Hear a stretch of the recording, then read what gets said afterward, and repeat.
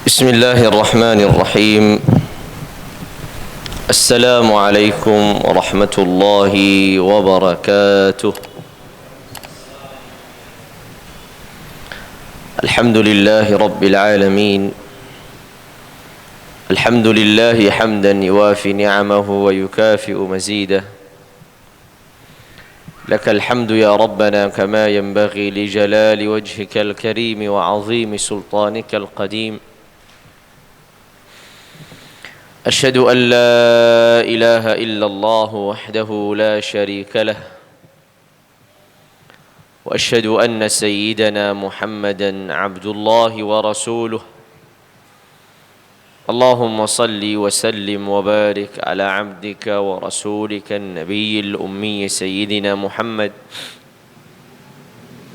وعلى آله وأزواجه وذريته وصحابته والتابعين ومن تبعهم بإحسان إلى يوم الدين. أما بعد،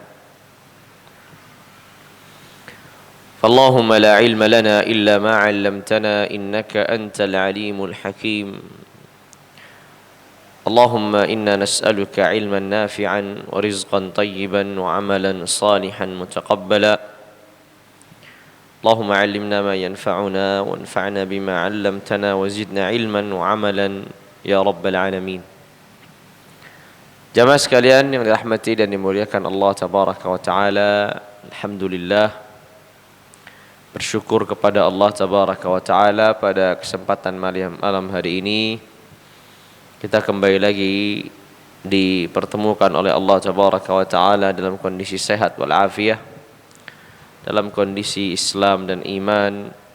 Maka karunia-karunia yang Allah Azza wa Jalla telah limpahkan sudah selayaknya kita mensyukurinya serta menggunakan ragam karunia ini hanya semata untuk mendekatkan diri kita kepadanya, yaitu kepada Allah Tabaraka wa Ta'ala. Pada malam hari ini kita kembali lagi melanjutkan tentang Sayyidina Abi Bakar Siddiq radhiyallahu taala anhu ardah. Sebagaimana diketahui bahwa Abu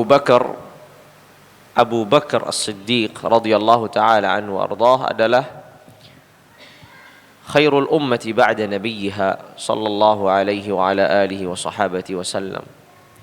Sebaik-baik umat setelah nabinya adalah Abu Bakar As-Siddiq. Tidak ada di umat ini orang yang lebih mulia daripada Abu Bakar As-Siddiq, melainkan Sayyidina Rasulullah alaihi afdhalus salati wa atamus salam. Bahkan sebagian ulama menyebutkan bahwasanya Abu Bakar As-Siddiq adalah orang yang menduduki martabat kedua secara langsung setelah para nabi dan rasul. Setelah seluruh para nabi dan rasul, orang yang terbaik adalah Abu Bakar As-Siddiq radhiyallahu taala anhu ardah. Saya membaca, menyimak, mendengarkan kisah beliau adalah mendengarkan kisah orang yang mulia yang pernah bersama dengan Rasulullah alaihi afdhalus salati wa atamus salam. Bahkan ia adalah orang yang paling dicintainya, ya radhiyallahu taala anhu ardah. Pada pertemuan malam hari ini ada beberapa kisah dari kisahnya Abu Bakar As-Siddiq radhiyallahu taala anhu ardah. Di antara kisah yang disebutkan tentang Sayyidina Abu Bakar As-Siddiq radhiyallahu taala anhu ardah adalah satu kisah yang diriwayatkan oleh Imam Al-Bukhari, begitu juga oleh Ibn Hibban di dalam sahihnya, dari Abdullah bin Umar, dari Abdullah bin Umar bin Khattab radhiyallahu taala anhuma wa ardahuma. Abdullah bin Umar bercerita tentang satu peristiwa yang terjadi pada keluarganya. Ayahnya, kakak perempuannya Kita mengetahui Abdullah bin Umar bin Khattab adalah putranya Umar bin Khattab, orang termulia setelah Abu Bakar As-Siddiq. Wa qul inna khairan nasi ba'da Muhammadin wa zirahu qudman. Ya, sebagaimana dikatakan Imam Ibn Abi Dawud rahimahullah wa radhiyallahu anhu. Maka Umar bin Khattab pada suatu saat ia menghadapi suatu peristiwa, yaitu ketika putrinya Hafsah putrinya Umar, maka dari itu Umar kunyahnya Abu Hafs, Umar bin Khattab kunyahnya Abu Hafs karena putrinya adalah Hafsah binti Umar radhiyallahu taala anha wa ardaha wa an abiha. Pada satu masa ia menjadi seorang wanita janda. Kenapa demikian? Karena suaminya wafat. Suaminya adalah Khunais ibnu Hudzafa As-Sahmi. Khunais ibnu Hudzafa As-Sahmi radhiyallahu taala anhu ardah, satu di antara as-sabiqin al-awwalin, orang-orang yang awal-awal masuk Islam, orang-orang yang pertama masuk Islam dan berhijrah bersama rombongan kedua ke negeri Habasyah. Suaminya bernama Khunais ibnu Hudzafa As-Sahmi. Begitu pula Khunais ini turut berhijrah ke kota Madinah bersama para sahabat lainnya yang juga berhijrah ke kota Madinah. Khunais ibnu Hudzafa As-Sahmi ikut serta dalam perang Badar, dan tentu ini kemuliaan tersendiri.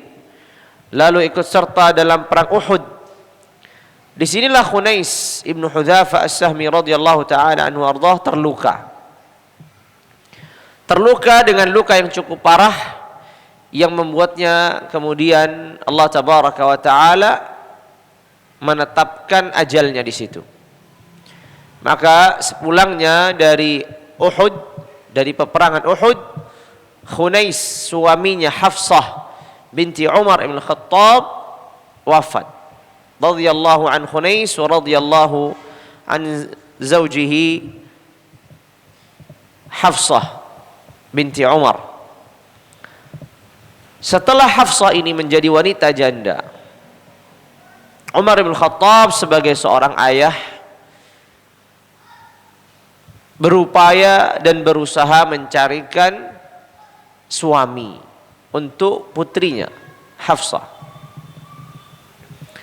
Maka Umar datang kepada Uthman ibn Affan radhiyallahu taala anhu ardah. Di saat itu pula Uthman radhiyallahu taala anhu ardah ditawarkan oleh Umar untuk menikahi Hafsah. Lalu kata Uthman ibn Affan, "Sa'anzuru fi dzalik." Aku akan lihat, aku akan pertimbangkan tawaranmu ini. Lalu kemudian setelah itu Uthman ibn Affan memberikan jawaban. Ya, Uthman ibn Affan beberapa waktu, beberapa malam kemudian memberikan jawaban, dan jawabannya intinya ia tidak ingin menikah pada hari itu atau pada waktu itu. Ma uridu an-nikaha yaumi hadza. Aku sedang tidak ingin menikah pada hariku ini, atau maksudnya pada fasaku ini. Setelah itu Umar bin Khattab radhiyallahu taala anhu ardah berupaya mencarikan yang lain, suami yang lain. Maka Umar bin Khattab mendatangi Abu Bakar As-Siddiq, menjumpai Abu Bakar As-Siddiq, dan menawarkan putrinya Hafsah. Namun Abu Bakar As-Siddiq di sini tidak menolaknya, tidak mengiyakan, hanya diam. Umar dengan jujur mengatakan, ya, bahwa sikap Abu Bakar ini, ya, lebih membuatku tersinggung, atau aku mengambil satu sikap yang tidak baik dari Abu Bakar lebih daripada penolakan Uthman. Dan ini suatu manusiawi. Umar bin Khattab mengakui bahwasanya ketika dia ditolak oleh Utsman, dia kecewa. Tapi lebih kecewa lagi ketika Abu Bakar As-Siddiq tidak menolaknya, tidak mengiyakannya. Bahasa Umar, falam yarji' ilayya bisyai. Abu Bakar ini tidak memberikan jawaban kepadaku apapun. Tidak iya, tidak enggak. Kalau Utsman jelas. Tadi Utsman ketika ditawari, tunggu beberapa malam, tunggu beberapa hari, aku akan pertimbangkan. Sampai kemudian menolaknya. Lalu kemudian ketika ditawarkan oleh kepada Abu Bakar tidak menjawab apapun. Tidak mengiyakan, tidak pula menolak. Maka kata Umar, fakuntu awjad alaihi minni ala Utsman. Aku lebih kecewa, aku lebih marah dengan sikapnya Abu Bakar ini daripada apa yang terjadi pada Utsman. Lalu kemudian aku menunggu beberapa malam, sampailah tibanya saatnya Rasulullah alaihi afdhalus salati wa atamus salam menkhitbah Hafsah, putrinya Hafsah. Maka terjadilah pernikahan antara Rasulullah alaihi afdhalus salati wa atamus salam dengan Sayyidah Hafsah radhiyallahu taala anha wa ardaha. Setelah pernikahan itu terjadi, Abu Bakar As-Siddiq datang menjumpai Umar. Kenapa datang? Untuk menjelaskan sikapnya yang mungkin dianggap ambigu atau tidak jelas. Tidak mengiyakan, tidak pula menolak. Maka Abu Bakar mengatakan, la'allaka wajadta fi nafsik. Bisa jadi engkau mendapati sesuatu dalam dirimu, maksudnya kecewa ya dengan sikap-sikapku. Ketika engkau menawarkan kepadaku Hafsah dan aku tidak menjawab dan memberikan apapun jawaban kepadamu. Maka Umar mengatakan iya. Berarti benar yang diduga oleh Abu Bakar. Abu Bakar juga sudah mengetahui Umar kecewa atau Umar marah ya terhadapnya karena Abu Bakar tidak memberikan jawaban iya atau tidak. Lalu kemudian kata Abu Bakar As-Siddiq radhiyallahu taala anhu ardah, sesungguhnya yang membuatku tidak memberikan jawaban kepadamu ketika engkau menawarkan kepadaku putrimu Hafsah, karena sesungguhnya aku pernah mendengar Rasulullah alaihi afdhalus salati wa atamus salam menyebut-nyebut Hafsah. Dalam arti mendengar ini maksudnya mendengar keinginan Rasulullah alaihi afdhalus salati wa atamus salam untuk melamar Hafsah. Karena aku pernah mendengar Nabi menyebut-nyebut Hafsah, maka aku tidak mungkin memberikan atau membocorkan rahasia Rasulullah alaihi afdhalus salati wa atamus salam. Kalau seandainya Nabi tidak jadi menikahi Hafsah dan meninggalkan Hafsah, maka aku akan menikahi Hafsah. Begitu kata Abu Bakar As-Siddiq. Disinilah ada pelajaran yang sangat-sangat berharga. Pelajaran yang pertama, kita lihat Umar bin Khattab adalah sebaik-baik ayah untuk putrinya Hafsah. Ia menikahkannya dengan seorang sahabat yang mulia, Hunais ibnu Hudzafa As-Sahmi, minas sabiqin al-awwalin. Sebelum menikah dengan Rasulullah, ia menikahkan dengan seorang dari kalangan sahabat yang awal-awal masuk Islamnya, termasuk duluan masuk Islamnya, yaitu Hunais ibnu Hudzafa As-Sahmi. Kesalihan, pengorbanan, kemuliaan Hunais terbukti dalam perjalanan hijrahnya ke negeri Habasyah, dalam perjalanan hijrahnya ke kota Madinah, dalam keikut sertaannya dalam perang Badar. Karena Rasulullah pernah bersabda tentang orang-orang yang ikut serta dalam perang Badar, di mana Allah tabaraka wa taala berfirman, if'alu ma syi'tum faqad ghafartu lakum. Lakukan sesuka hati kalian, apa yang kalian kehendaki, sungguh aku telah ampuni kalian.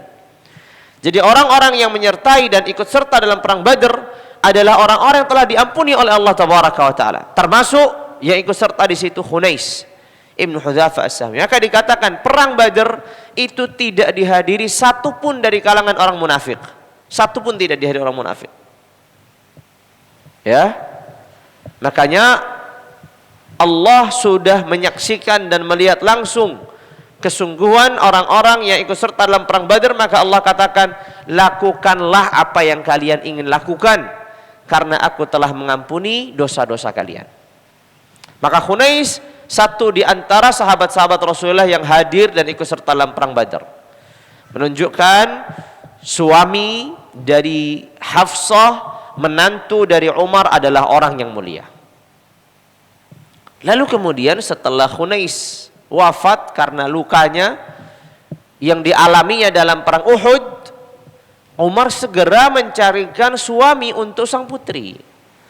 Tidak membiarkan putrinya begitu saja menjadi janda tanpa ada yang mengayomi, tanpa ada laki-laki yang mendampingi. Siapa yang dicarinya?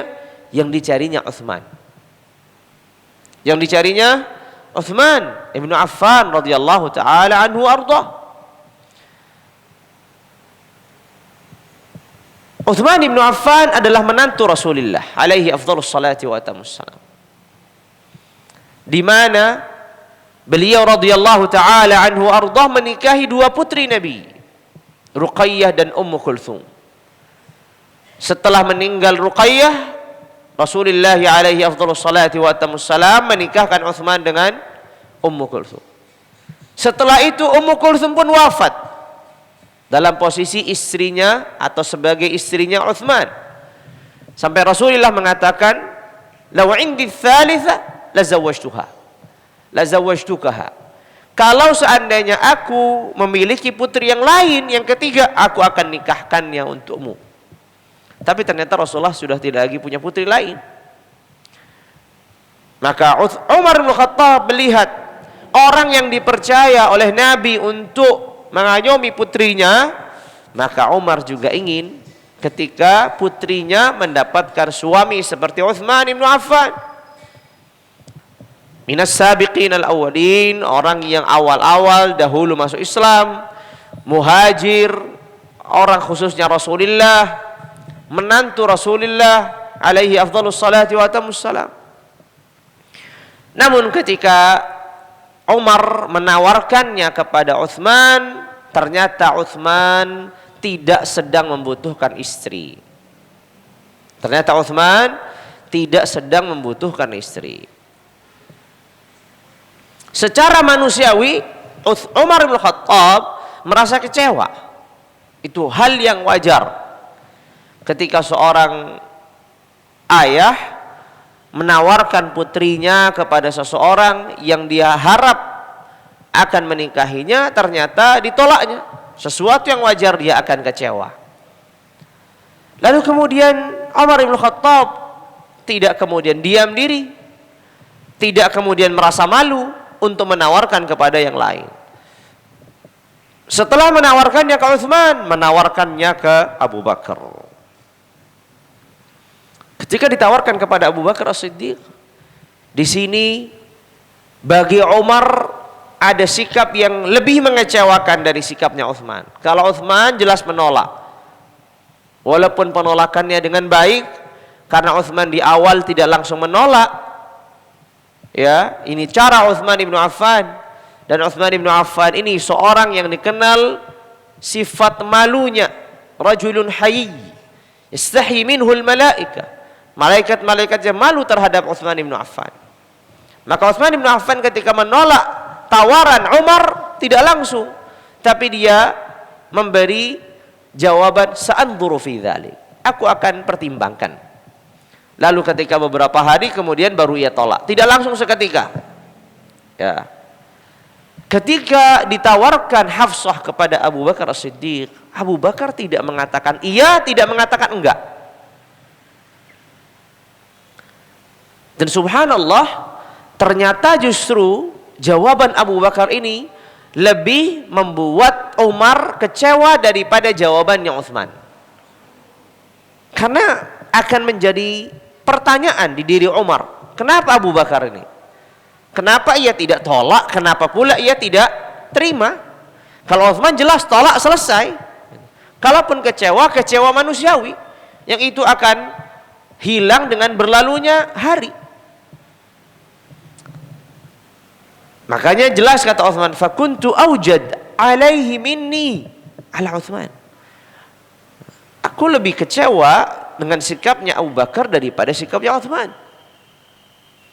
Tapi ternyata Abu Bakar memiliki uzurnya, memiliki alasannya. Kenapa ia tidak menjawab iya? Kenapa ia tidak menjawab tidak? Lalu kemudian subhanallah, Allah sudah tetapkan bahwa Hafsah adalah istrinya Rasulullah alaihi afdhalus salati wa atamus salam. Setelah tidak menjawabkan apa-apa, tidak mendapatkan jawaban apapun dari Abu Bakar, tiba-tiba beberapa malam berlalu, datang Rasulullah alaihi afdhalus salati wa atamus salam untuk melamar Hafsah. Sempurnalah di sini kebahagiaan Umar. Kenapa? Karena menjadi orang khususnya Nabi adalah suatu yang membahagiakan.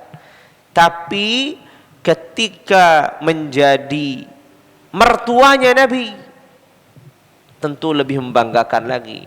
Karena putrinya akan didampingi, akan menjadi istri Rasulullah. Dan semua istri Rasulullah di dunia, selama tidak diceraikan sampai wafatnya, akan menjadi istrinya pula beliau di akhirat, di surga. Maka Umar bahagia tentunya dengan peristiwa pernikahan antara Rasulullah dengan Sayyidah Hafsah radhiyallahu taala anha wa ardhaha. Karena itu sama dengan telah menghantarkan putrinya kepada kebahagiaan di dunia dan di akhirat kelak. Karena seluruh istri Nabi di dunia yang tidak diceraikan akan menjadi istrinya Nabi di surga seluruhnya. Berarti sama aja yang menjadi istri Nabi itu jaminan tersendiri akan masuk ke dalam surga Allah tabaraka wa taala. Tentu Umar bahagia, tapi masih menjadi tanda tanya. Kenapa sebenarnya Abu Bakar ini tidak mengiyakan, tidak menolak? Abu Bakar dan Umar ini hubungannya sangat dekat, sangat akrab. Apalagi kalau hubungannya segitiga dengan Rasulullah alaihi afdhalus salatu wa atamus salam. Selalu bersama, selalu pergi bersama. Lalu setelah pernikahan Rasulullah alaihi afdhalus salati wa atamus salam dengan Sayyidah Hafsah, di sini datanglah Abu Bakar menjelaskan sikap beliau yang tampaknya lebih mengecewakan di sisi Umar daripada sikapnya Utsman. Maka Abu Bakar yang juga menyadari, Abu Bakar juga menyadari tentang kekecewaan Umar. Abu Bakar ketika tidak menjawab itu sadar Umar akan kecewa. Tapi apa boleh buat? Karena Abu Bakar di sisi lain juga punya alasan. Apa itu alasannya? Kata Abu Bakar, alasannya adalah jelas. Karena Nabi telah menyebut Hafsah. Artinya Nabi ingin menikahi Hafsah. Dan omongan itu, obrolan itu bisa jadi hanya terjadi antara Rasulullah dan Abu Bakar. Dan tidak ada yang tahu. Kalau Abu Bakar membocorkannya kepada Umar, maka jadinya Abu Bakar telah mengkhianati Rasulullah, telah membocorkan rahasia Rasulullah alaihi afdhalus salati wa atamus salam. Dan itu yang tidak diinginkan oleh beliau. Tidak mungkin pula kemudian Abu Bakar mengiyakannya. Karena Rasulullah ingin menikahi Hafsah. Kenapa Abu Bakar tidak menolaknya? Pertanyaan. Kalau Abu Bakar sudah tahu Rasulullah mau menikahi Hafsah, kenapa Abu Bakar tidak menolaknya saja? Karena Abu Bakar berharap kalau seandainya Rasulullah tidak menikahi Hafsah, tidak jadi, ialah akan maju menikahinya. Kalau dia menolak, sudah tertutup pintunya. Sehingga Abu Bakar tidak mengatakan iya, tidak mengatakan enggak. Karena beliau sendiri siap akan menikahi Hafsah. kalau seandainya Nabi tidak jadi menikahi Hafsah. Tapi Abu Bakar tidak mungkin mengatakan iya, karena itu jadinya akan mendahului Nabi, sedangkan Nabi sudah menyebut-nyebut Hafsah dalam perbincangannya dengan Abu Bakar. Sehingga sikapnya Abu Bakar adalah diam, tidak iya, tidak enggak. Dan disinilah subhanallah, terkadang kita melihat sikap yang tidak jelas itu, terkadang itu justru sikap yang bijaksana. Dalam arti ketika dia memiliki alasan, Abu Bakar ini mau menikah dengan Hafsah, ingin menikah dengan Hafsah, tapi di sisi lain Rasulullah telah menyebutnya ingin menikahi Hafsah. Tidak mungkin Abu Bakar mengatakan iya, tapi di sisi lain tidak mungkin juga Abu Bakar mengatakan enggak untuk menolak tawarannya Umar. Dan di sini pelajaran yang berharga bagi seorang ayah semisal Umar ibn Khattab radhiyallahu taala anhu ardah, seorang yang mulia berupaya untuk mencarikan suami untuk istrinya walaupun sudah menjadi wanita yang janda. Lebih-lebih lagi ketika ia janda membutuhkan seorang yang mendampinginya. Makanya Umar bin Khattab selalu mewanti-wanti kepada Sayyidah Hafsah, jangan sampai ada terjadi percekcokan, pertengkaran, pertikaian antara dirinya dengan Rasulullah alaihi afdhalus salati wa atamus salam. Ia khawatir kalau Hafsah diceraikan oleh Nabi alaihi afdhalus salati wa atamus salam. Walaupun disebutkan ahli sejarah dan sebagian periwayatan perceraian itu pernah terjadi antara Rasulullah dengan Hafsah. Rasulullah pernah menceraikan Hafsah, walaupun kemudian dikembalikan lagi sebagai istrinya. Di situ Umar sangat-sangat marah. Di situ Umar sangat-sangat marah terhadap Hafsah, karena Umar sudah mewanti-wanti, sudah memberikan nasihatnya jangan sampai terjadi apa yang dikhawatirkan. Di sini peristiwa yang kita ambil adalah sikapnya Abu Bakar As-Siddiq. Bagaimana Abu Bakar As-Siddiq sangat amat menjaga rahasia Rasulullah alaihi afdhalus salati wa atamus salam. Padahal Abu Bakar bisa saja mengatakan, Umar tawarkan saja kepada Nabi. Ya kan bisa. Ketika ditawarkan Sayyidah Hafsah kepada Abu Bakar bisa saja mengatakan walaupun mengisyaratkan, ya Umar tawarkan coba kepada Nabi, tanpa memberikan informasi tentang keinginan Nabi. Tapi sama sekali sedikit pun tidak memberikan isyarat, karena Abu Bakar khawatir Umar menyadari dan mengetahui rahasia ini. Maka Abu Bakar benar-benar menutup rahasia Rasulullah alaihi afdhalus salati wa atamus salam yang telah diceritakan kepada Abu Bakar As-Siddiq radhiyallahu taala anhu arda. Maka di sini salah satu manqabah atau fadilah atau keutamaan yang dimiliki Abu Bakar As-Siddiq adalah seorang yang menjaga rahasia-rahasia Rasulullah alaihi afdhalus salati wa atamus salam. Ini adalah kisah pertama yang disebutkan dalam perjalanan atau kehidupan Abu Bakar As-Siddiq radhiyallahu taala anhu ardah. Di sini mungkin agak unik dalam kehidupan kita hari ini. Uniknya apa? Abu Bakar ketika ditawarkan padanya Hafsah sudah menikah dan punya istri, punya anak-anak. Ya. Lalu tawarkan padanya oleh Umar bin Khattab. Ya. Kalau orang hari ini mungkin ada sebagian ayah yang menawarkan putrinya karena putrinya belum menikah, masih gadis, dan biasanya pun ditawarkannya kepada seorang yang lajang yang belum menikah, kan begitu. Ya. Tapi di sini Umar bin Khattab menawarkan Hafsah dalam posisi sudah janda, menawarkannya kepada orang yang sudah memiliki istri. Ya. Tapi perlu kita ketahui bahwasanya itu sesuatu yang biasa dalam tradisi orang pada zaman itu. Ya, sesuatu yang biasa. Maka disebutkan bahwasanya pada zaman itu sebenarnya tidak ada wanita yang janda lepas dari masa iddahnya kecuali langsung ada yang sudah melamarnya. Zaman itu begitu. Ya. Tidak ada seorang wanita janda, wanita karena ditinggal mati oleh suaminya atau diceraikan oleh suaminya, sebelum masa iddahnya selesai, orang-orang yang melamarnya itu sudah antri gitu. Dan itu menjadi tradisi orang zaman itu, ya, dan orang dalam lingkungan itu, yaitu orang-orang Arab. Yang hari ini pun nggak begitu gitu. Jadi kalau orang Arab hari ini juga nggak begitu. Ya. Jangan dikira oh enak ya jadi orang Arab. Jadi orang Arab sekarang nggak begitu. Orang Arab juga 11-12 hari ini sama orang Indonesia. Ya. Hal-hal yang begini sensitif. Ya. Tapi dulu tidak demikian. Ini buktinya. Ya. Ini buktinya.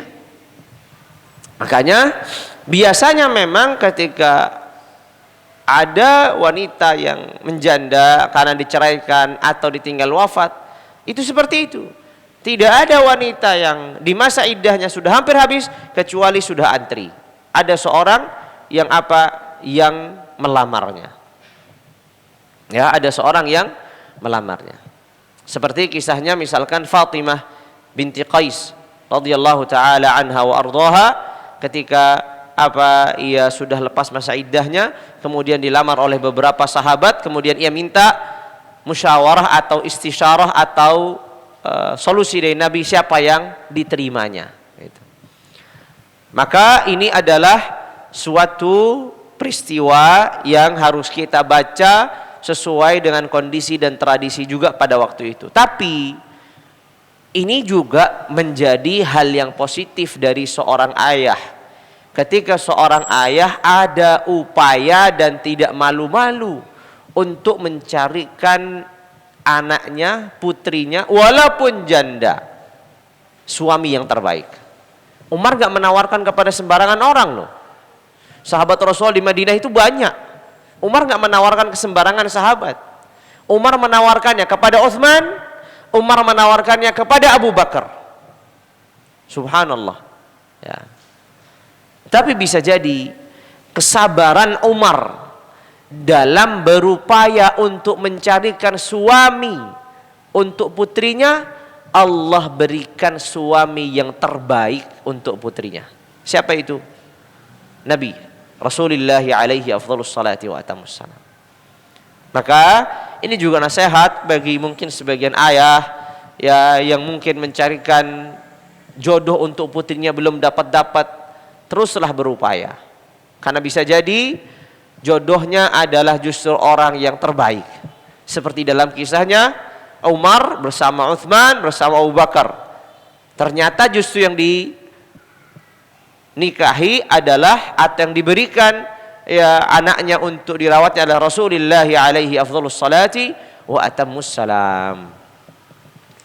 Jamaah sekalian rahmati dan dimuliakan Allah tabaraka wa taala, itulah kisah yang pertama dari Sayyid Abu Bakar As-Siddiq radhiyallahu taala anhu arda. Kisah yang kedua dari Sayyid Abu Bakar As-Siddiq radhiyallahu taala anhu arda adalah kisah bersama putrinya Aisyah dan menantunya yaitu Rasulullah alaihi afdhalus salati wa atamus salam. Jamaah sekalian dirahmati dan dimuliakan Allah tabaraka wa taala, sebaik-baik sahabat Nabi itu 4 orang. Abu Bakar, Umar, Utsman, Ali, kan begitu? Ya, khulafaur rasyidin.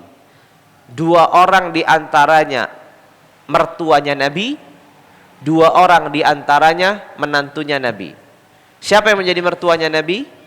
Abu Bakar dan Umar.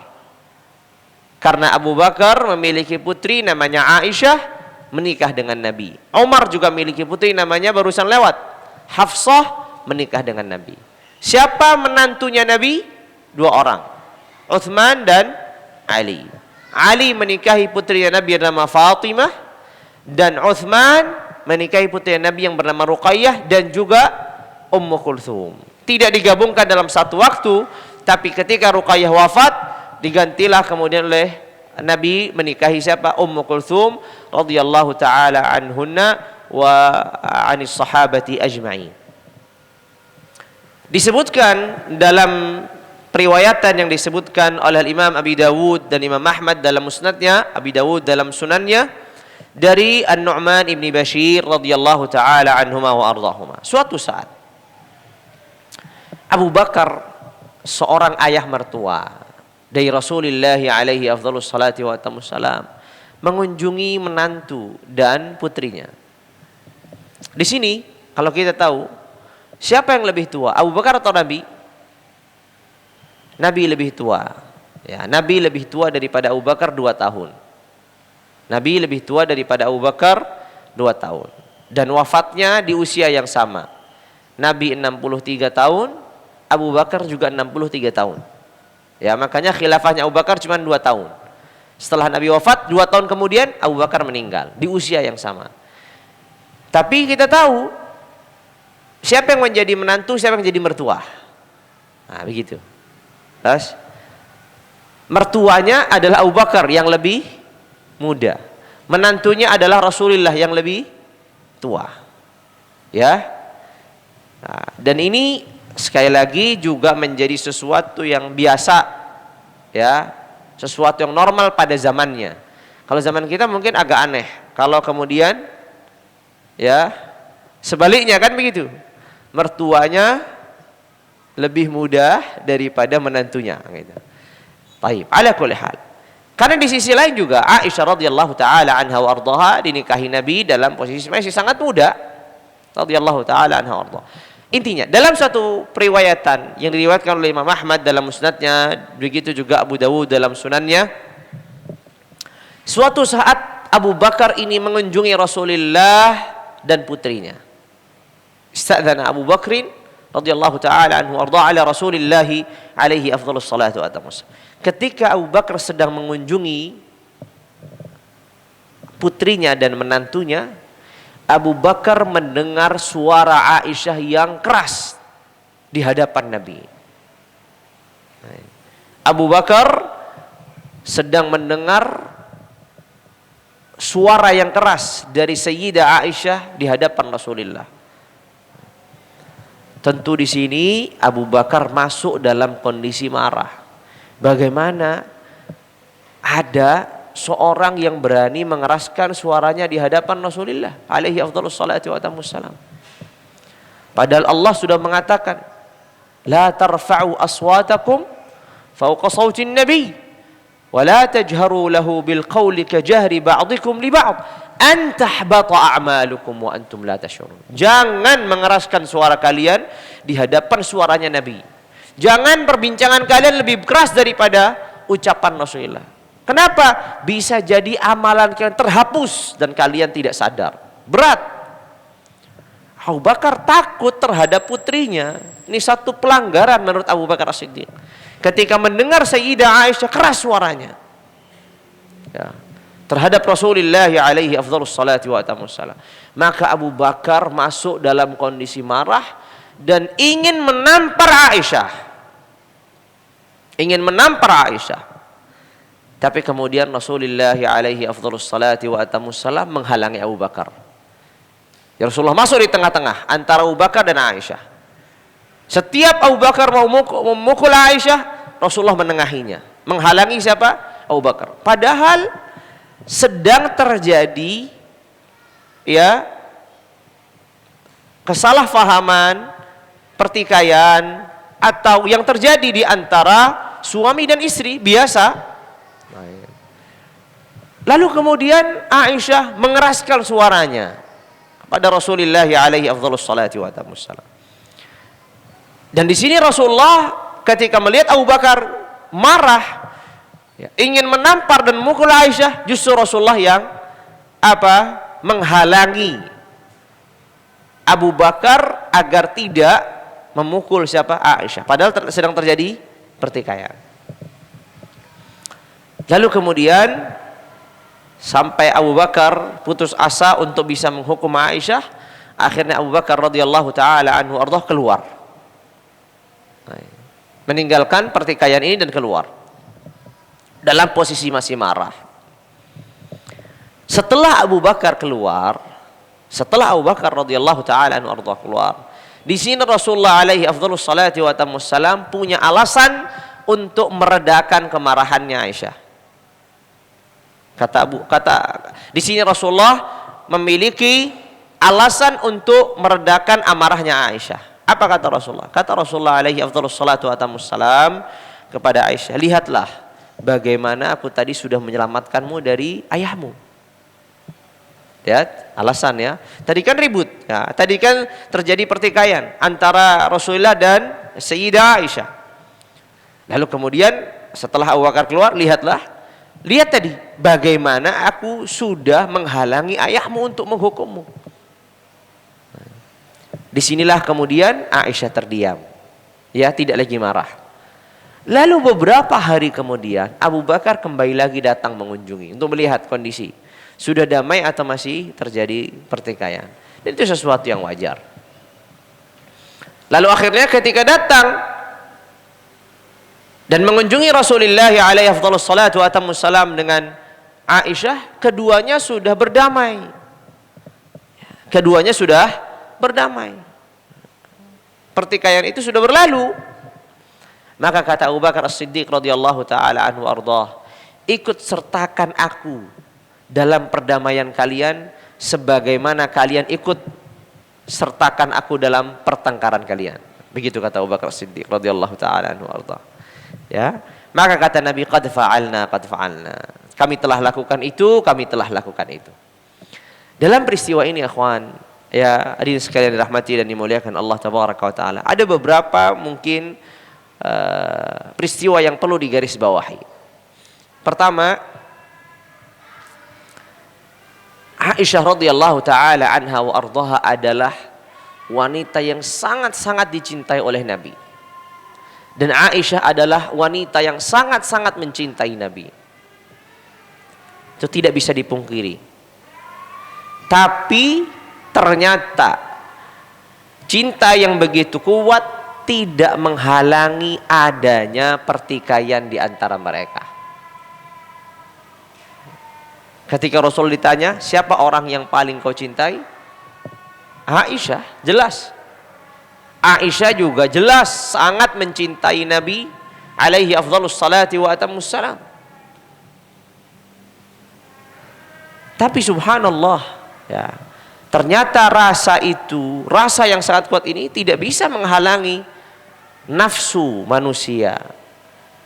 Setan yang memasuki hubungan rumah tangga. Ini adalah rumah tangga yang pernah ada dan terbaik di permukaan bumi ini, yaitu rumah tangganya Rasulullah alaihi afdhalus salatu wa atammussalam.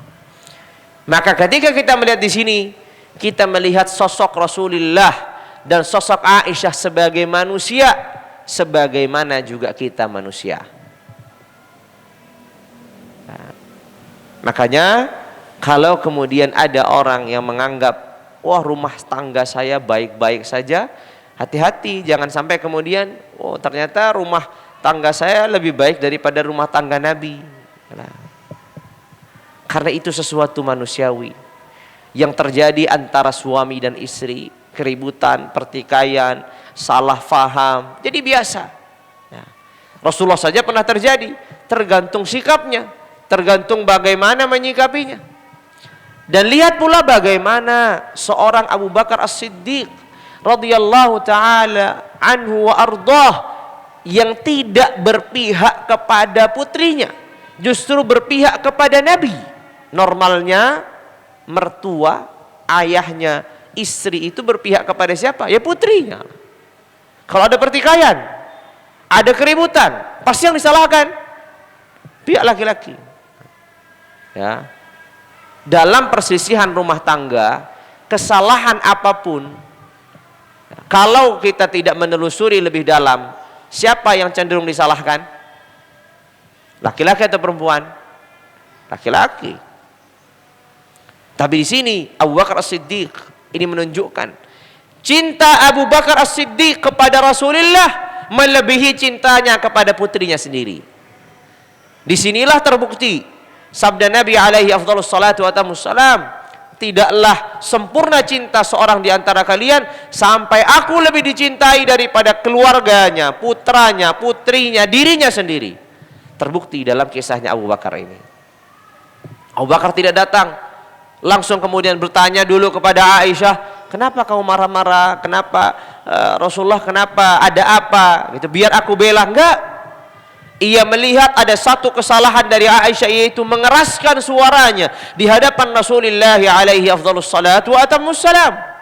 Langsung Abu Bakar ingin menghukum Aisyah seketika.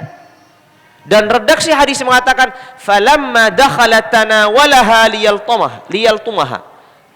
Abu Bakar masuk itu ingin menampar Aisyah. Langsung begitu, tanpa konfirmasi, tanpa bercari tahu apa masalahnya. Karena Abu Bakar lebih mencintai Rasulullah daripada putrinya. Dan perbuatan Abu Bakar ini juga justru cintanya Abu Bakar kepada putrinya, agar putrinya tidak masuk dalam firman Allah, an tahbata a'malukum wa antum la tash'urun. Dan di sini uniknya, ketika itu terjadi di kalangan para sahabat yang mengeraskan suara di hadapan Rasulullah, Allah turunkan ayat ini. Tapi ketika itu terjadi di antara suami dan istri, turun ayat ini? Enggak. Nah, terjadi ini, Aisyah mengeraskan suaranya di hadapan Rasulullah. Kalau itu terjadi di kalangan para sahabat, mungkin menjadi perkara yang besar.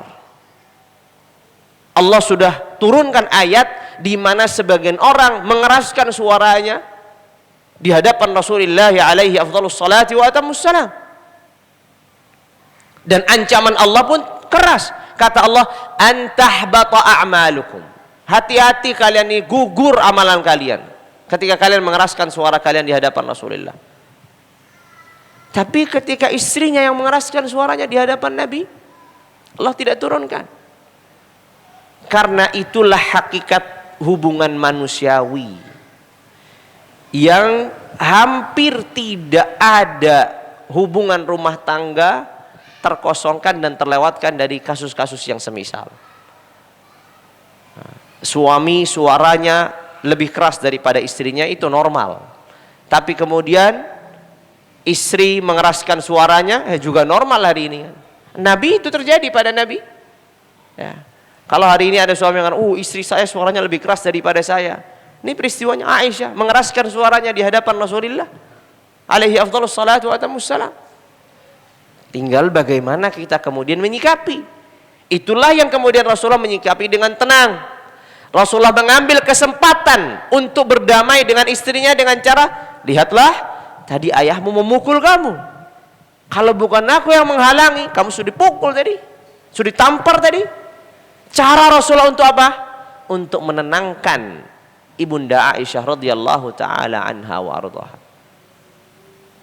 Aisyah ini memiliki banyak peristiwa dengan Rasulullah alaihi afdhalus salati wa atammus salam sebagai suami.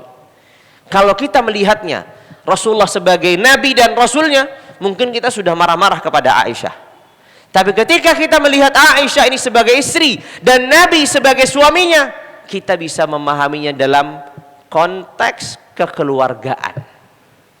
Coba dalam peristiwa, misalkan peristiwa hadithatul ifk, peristiwa di mana ibunda Aisyah tertuduh berzina.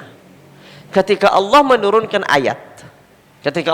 ayat yang intinya adalah membersihkan nama Aisyah dari tuduhan tersebut, Abu Bakar dan ibunya Aisyah, ya Ummu Ruman radhiyallahu taala anhuma wa ardahuma wa arda'anis sahabat ajma'in, mengatakan kepada Aisyah setelah turun ayat, datangi Nabi, berterima kasihlah padanya, pujilah dirinya. Apa kata Aisyah? Wallahi la ahmadu illallah. Demi Allah aku tidak akan muji siapapun kecuali Allah. Nabi ada di depannya. Ayat itu turun kepada siapa? Kepada Aisyah atau kepada Nabi? Kalau kepada Aisyah jadi Nabi nanti. Ya kepada Nabi. Melalui Nabi. Nabi menjadi perantara untuk menyampaikan ayat itu kepada Aisyah. Tapi ketika Aisyah dalam tanda kutip tersakiti dan terpojokkan, karena Nabi bertanya kepada Aisyah, ya Aisyah jujur saja, kalau memang itu terjadi, artinya perzinahan itu terjadi, maka jujur saja dan kemudian bertaubat, Allah akan ampuni. Ya. Kalau tidak terjadi, Allah akan turunkan atau Allah akan kabarkan itu kepadaku. Kan begitu. Tapi kata-kata ini sangat menyakitkan bagi Aisyah, karena Aisyah menyangka Nabi akan percaya. Tapi ternyata justru Nabi juga ikut mempertanyakan. Karena memang suasana dan kondisi pada itu seluruh indikasinya menjurus ke sana. Tapi kemudian setelah turunnya ayat disampaikan kepada Aisyah. Lalu Abu Bakar mengatakan, ihmadi Rasulillah, puji Nabi, berterima kasihlah kepada Nabi. Kata Aisyah, aku tidak akan berterima kasih kepada siapapun kecuali kepada Allah. Itu di hadapan Rasulullah. Ini kalau kita melihat konteksnya apa? Hubungan antara seorang umat dengan nabinya, mungkin kita ini enggak sopan sekali, begitu ya. Tapi kalau kita melihat ini adalah konteksnya hubungan suami dan istri, maka kita akan bisa memberikan toleransi yang lebih. Sehingga jamaah sekalian dirahmati dan dimuliakan Allah tabaraka wa taala. Disitulah kondisi-kondisi yang berbeda ketika kita membaca sirah nabawiyah. Ketika kita mengamati suatu peristiwa dengan peristiwa lain berbeda. Tadi Ibunda Aisyah mengeraskan suara di hadapan Rasulullah. Rasulullah tidak tegur, Rasulullah tidak kemudian mengancam, hati-hati loh ya. Mengeraskan suara di hadapan Nabi itu bisa merusak amalan. Nabi juga tidak memanfaatkan dirinya sebagai Nabi. Tapi Nabi tetap memposisikan dirinya sebagai seorang suami. Kalau mungkin seorang di antara kita akan manfaatkan, hati-hati loh ya. Saya ini Nabi, saya ini Rasul. Kamu ini cuma istri saja. Saya bisa ceraikan kamu. Apalagi kalau sudah mengangkat suaramu, bisa rusak amalanmu. Wah, bisa begitu. Tapi apa itu terjadi? Enggak ada dalam riwayat, tidak disebutkan. Nabi tidak pernah mengancam-ancam dengan hal demikian. Kenapa? Karena berbeda konteks.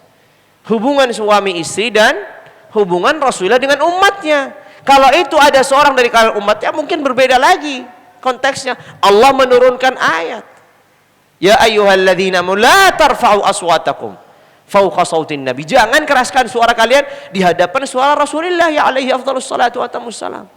Adabnya para imam, Imam Malik rahimahullah wa radhiyallahu anhu, ketika membaca ayat ini, maka dia menerapkan dalam majalisnya, majlis hadisnya, dan ia di kota Madinah, di majlis hadisnya, ia tidak mengeraskan suaranya, takut suara yang dikeraskan itu mengganggu Rasulullah alaihi afdhalus salati wa tamus salam dalam peristirahatannya. Karena di masjid Rasulullah ia mengajar. Diterapkan sampai kemudian beberapa abad kemudian setelah Rasulullah sudah tidak ada dengan ayat ini. Tapi ketika konteksnya itu suami istri, sesuatu yang biasa. Sesuatu yang biasa. Nah, makanya ya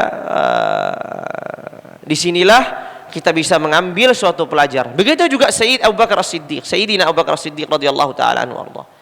Ketika dia tadi mengedepankan cintanya beliau kepada Rasulullah daripada cintanya kepada putrinya radhiyallahu taala anhu arda. Jamaah sekalian dirahmati dan dimuliakan Allah tabaraka wa taala. Kita lanjutkan sedikit menjadi kisah yang terakhir pada pertemuan malam hari ini. Suatu kisah yang disebutkan oleh Al-Imam Al-Bukhari dan Muslim rahimahumullahu tabaraka wa ta'ala wa radhiyallahu anhum ajma'in, dari Abu Sa'id Al-Khudri radhiyallahu ta'ala anhu ardah. Suatu saat Rasulullah alaihi afdhalus salati wa atammus salam duduk di mimbarnya.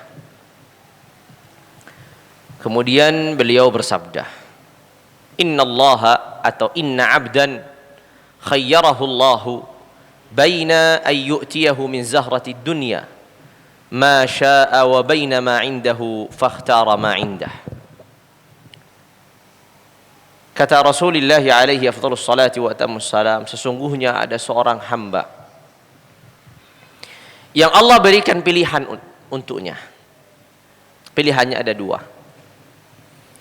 Pilihan yang pertama adalah Allah berikan dari karunia-karunia dunia ini yang diinginkannya, apapun yang diinginkannya.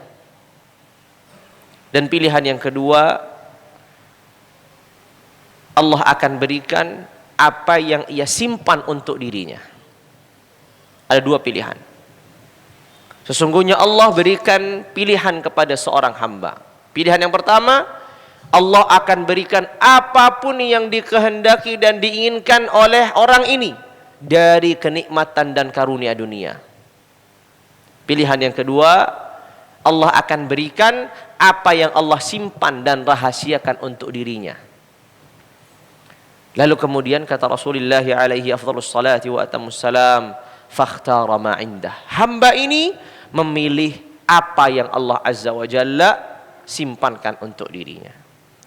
Di saat Rasulullah sedang bersabda demikian kepada para sahabat yang hadir, tiba-tiba Abu Bakar menangis. Seluruh sahabat bingung. Kenapa Abu Bakar menangis? Rasulullah sedang mengatakan ada seorang hamba yang Allah pilihkan antara dunia dan akhirat, ia memilih akhirat. Maka Abu Bakar menangis. Para sahabat bertanya-tanya, kenapa Abu Bakar menangis? Sambil mengatakan, fadainaka bi abaina wa ummahatina. Kami korbankan untukmu ya Rasulullah ayah-ayah kami dan ibu-ibu kami. Begitu kata Abu Bakar. Kata Abu Sa'id perawi hadis ini, dan beliau juga hadir, fa'ajibna lahu. Kami ini takjub, kami ini heran kepada Abu Bakar. Kenapa ini menangis dia? Orang-orang juga mengatakan, unzuru ila hadha syekh. Lihatlah kepada orang tua ini. Karena Abu Bakar sudah tua. Dan hadis ini memang disabdakan Nabi di akhir hayatnya Nabi. Di beberapa saat sebelum kemudian beliau sakit dan wafat. Orang-orang juga mengatakan, unzuru ila hadha syekh, lihatlah orang tua ini. Rasulullah sedang mengabarkan tentang seorang hamba yang Allah pilihkan dengan dua pilihan. Kemudian dia memilih dengan apa yang Allah Azza wa Jalla simpankan, malah dia menangis. Kenapa? Dan mengatakan, kami persembahkan ayah-ayah kami dan ibu-ibu kami untukmu ya Rasulullah. Ternyata yang Rasulullah maksud dalam sabdanya itu adalah dirinya. Dan Abu Bakar menyadari bahwasanya ajalnya Rasulullah sudah dekat. Di saat seluruh para sahabat yang hadir nggak paham. Ya. Ternyata yang dimaksud oleh sabda Nabi, ada seorang hamba yang Allah pilihkan karunia-karunia dunia dan apa yang Allah simpan untuknya. Maka dia memilih apa yang Allah simpankan untuknya. Ternyata itu yang dimaksud adalah dirinya, Rasulullah sendiri. Rasulullah ini dapat pilihan dari Allah. Ia milih untuk tinggal di dunia ini, Allah akan berikan karunia-Nya, limpahkan seluruh apa yang ia inginkan. Atau ia memilih bertemu dan berjumpa dengan Allah, Allah akan berikan yang ia simpankan untuknya. Para sahabat tidak menyadari kalau hamba yang sedang diceritakan itu adalah dirinya sendiri.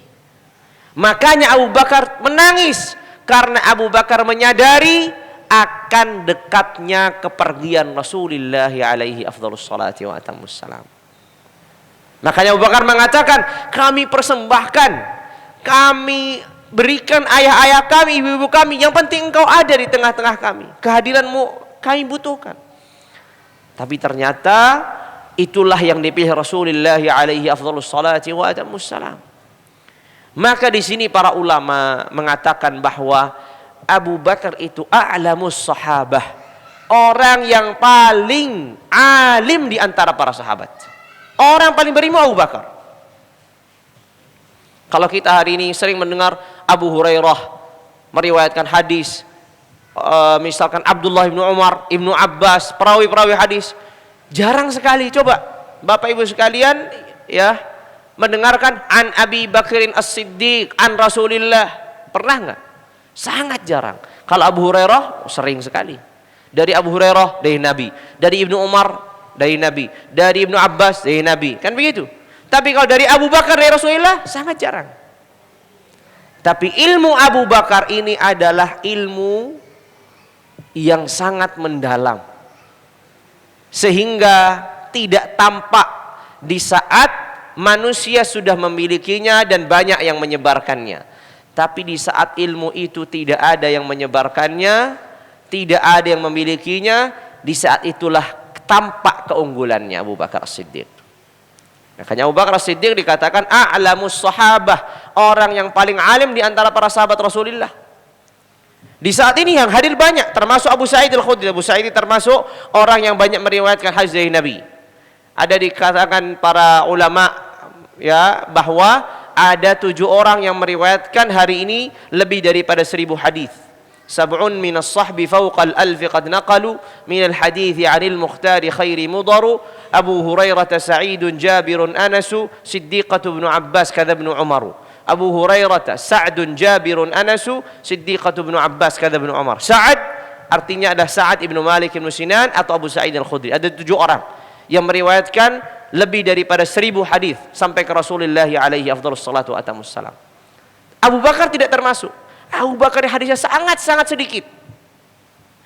Tapi bukan berarti keilmuannya itu nggak ada. Justru Abu Bakar ini orang yang paling berilmu. Makanya beberapa keputusan Abu Bakar ditolak oleh para sahabat, tapi Abu Bakar dengan tegasnya melakukan keputusan itu. Apa contohnya? Di antara contohnya adalah ketika mereka berselisih tentang di mana Nabi dimakamkan, tentang harta yang ditinggalkan oleh Nabi, diwariskan atau itu diberikan diperuntukkan untuk kaum muslimin, tentang satu pasukan tentara yang Nabi sudah utuskan, tapi sebelum berangkat Nabi sudah wafat terlebih dahulu. Apakah dilanjutkan untuk diutuskan atau ditahan karena terjadinya gejolak di kalangan kaum muslimin? Tentang peperangan yang dilakukan Abu Bakar terhadap orang-orang yang tidak menunaikan zakat. Ini semua awalnya para sahabat satu berselisih, ada sebagian mayoritas para sahabat bertolak belakang dengan kesepakatan atau kesimpulannya Abu Bakar.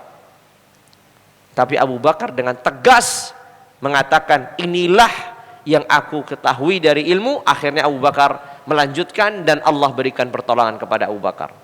Makanya Abu Bakar ini orang yang sangat-sangat berjasa kepada umat ini. Jasa yang terbesar salah satunya adalah ketika Abu Bakar berhasil meredam pergejolakan yang terjadi setelah Rasulullah wafat.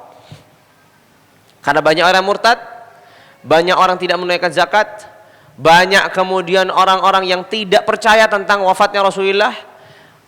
Pertikaian atau perdiskusian di antara siapa yang menggantikan Rasulullah, munculnya Abu Bakar menyelesaikan itu semua. Radhiyallahu taala anhu ardhah. Makanya tidak ada satupun pahala yang sampai kepada Rasulullah alaihi afdhalus salatu watamus salam karena umatnya mengamalkan dari ajaran-ajaran beliau. Abu Bakar juga akan mendapatkannya karena Abu Bakar adalah seorang yang paling berjasa terhadap Rasulullah alaihi afdhalus salati wa atamus salam. Makanya disinilah kisahnya Abu Bakar As-Siddiq yang menunjukkan beliau a'lamus sahabah, orang yang paling alim di antara para sahabat, dan ilmunya tidak tampak kecuali dalam situasi-situasi yang di mana para sahabat tidak mengetahui tafsirnya atau pengetahuannya. Di sini Abu Bakar muncul dengan keilmuannya dan sikapnya yang dibangun di atas pengetahuan yang dalam. Radhiyallahu taala anhu wa ardhah wa radhiyallahu anis sahabati ajma'in. Inilah yang bisa dikisahkan tentang Abu Bakar As-Siddiq radhiyallahu taala anhu ardhah.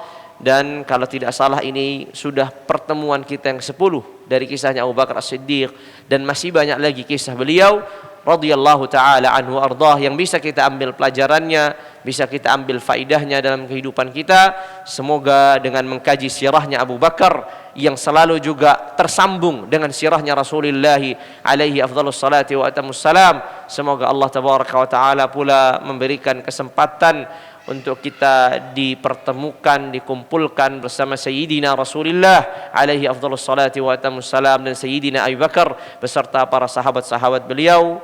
Dan semoga Allah tabaraka wa ta'ala menjadikan ini sebagai saksi yang nyata tentang kecintaan kita kepada sahabat-sahabat Rasulullah, terutama kepada Abu Bakar. Kita mencintai apa yang dicintai Rasulullah, karena orang yang paling dicintai Rasulullah ada Abu Bakar. Maka kita berupaya untuk mengenang beliau dengan menceritakan, mengisahkan, mengambil pelajaran dari kehidupan beliau radhiyallahu taala anhu ardhah. Wa sallallahu wa sallam wa baraka wa an'am ala sayyidina Muhammad wa ala alihi wa sahbihi ajma'in. Kita tutup dengan kafaratul majlis. Subhanakallahumma wa bihamdika asyhadu an la ilaha illa anta astaghfiruka wa atubu ilaik. Wassalamu alaikum warahmatullahi wabarakatuh.